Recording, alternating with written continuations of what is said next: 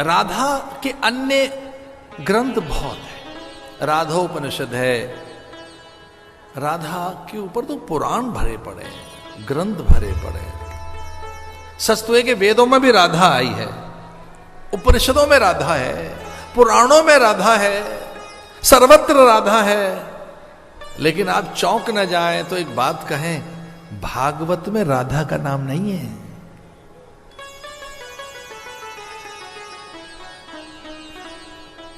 पूछा था ज्ञानियों ने, महापुरुषों ने, देवताओं ने कि राधा का नाम क्यों नहीं है भागवत में।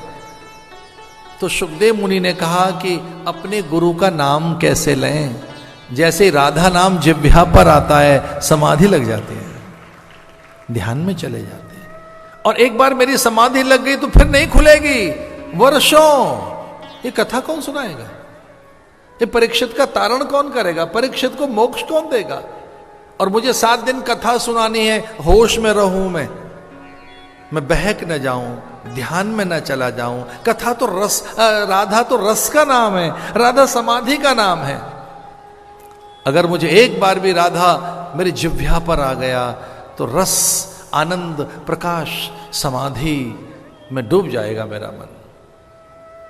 एक अच्छी सी कथा आती है, एक बार सब देवताओं ने मिलकर भगवान के चरणों में प्रार्थना की। यद्यपि प्रार्थना तो वो ब्रह्मा की ही थी, बड़ी विचित्र प्रार्थना। ब्रह्मा ने कहा हमने आपके सारे अवतार देखे, दशावतार, ये 24 अवतार, उनके सच रहस्य, उनके तत्व के हम ज्ञाता हैं, लेकिन आपका मूल रूप देखना चाहते हैं।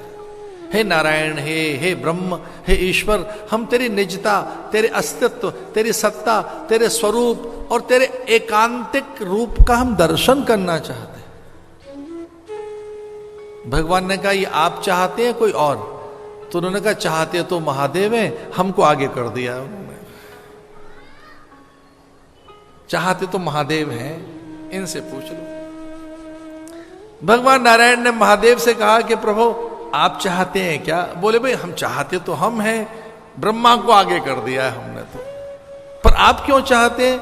बोले मैं तो नहीं चाहता, ये इंद्र आदि, यम, वरुण, कुबेर आदि अप्सराएं, सब देवता, ऋषि, मुनि, ये मेरे पीछे लग जाते हैं और कहते हैं भगवान हैं क्या, इनका पता तो लगाओ।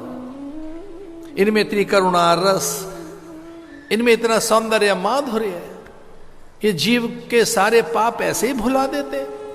कोटि कोटि पाप परमात्मा को जीव के नहीं दिखाई देते। ये पतित पावन, ये है कौन, इसका पता तो लगे, ये परमात्मा क्या है। तो ये सब चाहते हैं। मैं, महादेव ने कहा मैं तो मुनियों के मन की बात कह रहा हूं, मुनियों में साहस कहां इतना। तो भगवान बड़े प्रसन्न हो गए और भगवान ने कहा चलो मैं प्रयास करता हूं कि मैं कौन हूं, मैं उसे निकालता हूं अपने आप को, अपने स्वरूप को, अपनी सत्ता, अपनी निजता को, अपने यथार्थ को, अपनी वास्तविकता को आज मैं प्रकट करने का प्रयास करता हूं। और भगवान ने ऐसे आह्वान किया कि जो मेरी निजता है, जो मेरा सत्य है, जो मेरा अस्तित्व है, जो मेरी निजात्मा है, जो मेरा स्वरूप है, जो मेरी करुणा, आनंद, ऐश्वर्य है, जो मेरी अनंत सत्ता और शक्तियां हैं, जो मेरी दिव्य विभूतियां और जिससे मैं नाना प्रकार के रूप धारण करता हूं, मैं सर्वत्र हूं, अनेक रूप रूपाय विष्णवे प्रभ विष्णवे।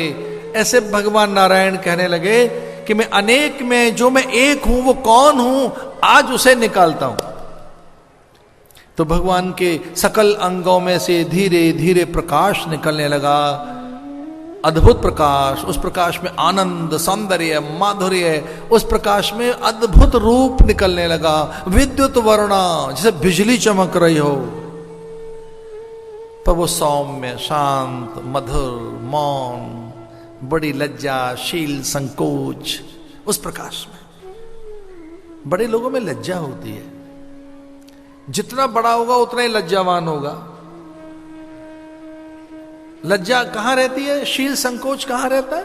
अरे बड़े ये थोड़ी बताएंगे मैं बड़ा हूं, सिद्ध थोड़ी कहकर ढिंडोरा पीटते हो, आओ आओ मैं सिद्ध हूं, मेरे दर्शन कर लो।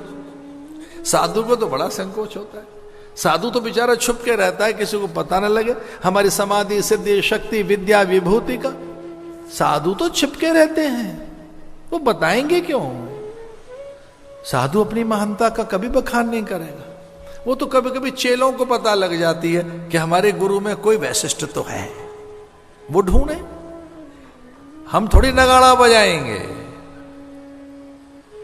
भगवान के अंदर से जब दिव्य प्रकाश प्रसूत हुआ और उसमें शील, सौंदर्य, माधुर्य, लज्जा, संकोच, एक आनंद, अनुराग और बड़ी सामर्थ्य, तो ये सब के सब आनंदित हो गए, आह्लादित हो गए। और इन्होंने कहा भगवान इसको कोई रूप दीजिए, ये पता तो लगे ये कौन रूप है। इतनी लज्जा, शील, सौंदर्य, माधुर्य, ऐसी महानता, ये कौन है जो आपके भीतर है? तो भगवान ने कहा मेरी शक्ति, ये मेरा ही रूप है, इसी से मैं सब जग रचता हूं, इसी से मुझे सब कुछ प्राप्त है, तो इसे निकालिए। और भगवान ने जैसे ही प्रकट किया वो रूप, तो एक सुंदरी षोडशी काया उनमें से निकल आई, 16 वर्ष की दिव्य एक नारी। तो सबने पूछा ये कौन है? तो भगवान ने कहा ये मेरा सौंदर्य, माधुर्य, इनसे ही सब कुछ मुझे प्राप्त है, ये पराम्बा। पर ये है कौन?